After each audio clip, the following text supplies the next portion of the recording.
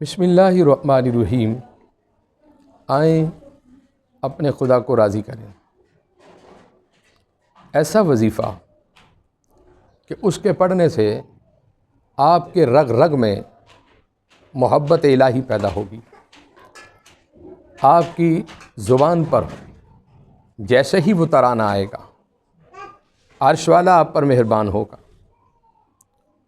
اور وہ ایسا ترانہ ہے کہ وہ حج کی پہچان ہے۔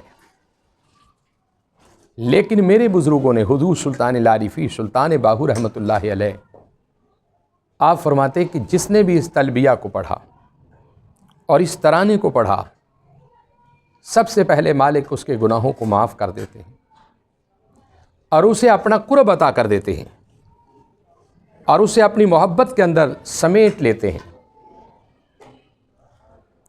اور یہی وہ ترانہ ہے کہ جس ترانے کو سب سے پہلے حضرت سیدنا ابراہیم، سیدنا اسماعیل علیہ السلام پڑھا، پھر میرے اور آپ کے آقا پڑھتے رہے، اصحاب رسول پڑھتے رہے، اولیاء اعظام پڑھتے رہے۔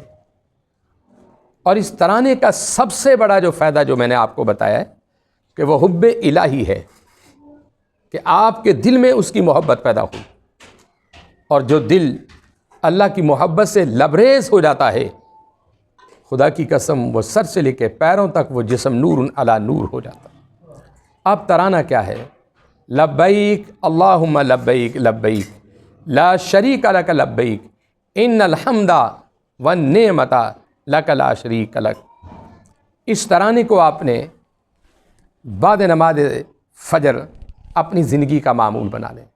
لبیک اللہم لبیک، اللہ میں حاضر ہوں، لبیک لا شریک لک، اور تیرے سوائے کوئی شریک نہیں، تو ہی میرا معبود اور تو ہی میرا خالق ہے۔ آپ اس ترانے کو زبانی یاد کریں۔ اور میں نے ایک بزرگ سے سنا، وہ فرمانے لگے کہ اگر کوئی شخص فجر کے بعد اس ترانے کو کثرت سے پڑھتا ہے تو اللہ کریم اسے اپنے گھر میں بھی بلا لیتے ہیں، اپنے گھر کا ثواب بھی عطا کر دیتے ہیں، حج بھی عطا کر دیتے ہیں۔